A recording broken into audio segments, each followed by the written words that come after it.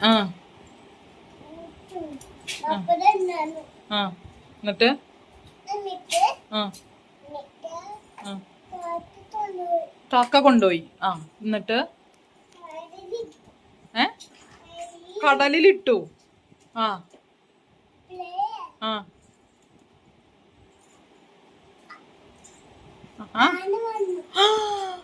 അതെയോ? എന്നിട്ട് ആ ആ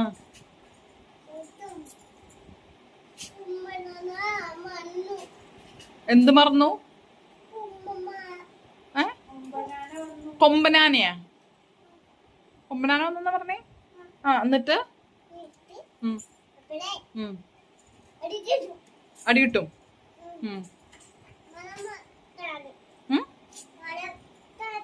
മരം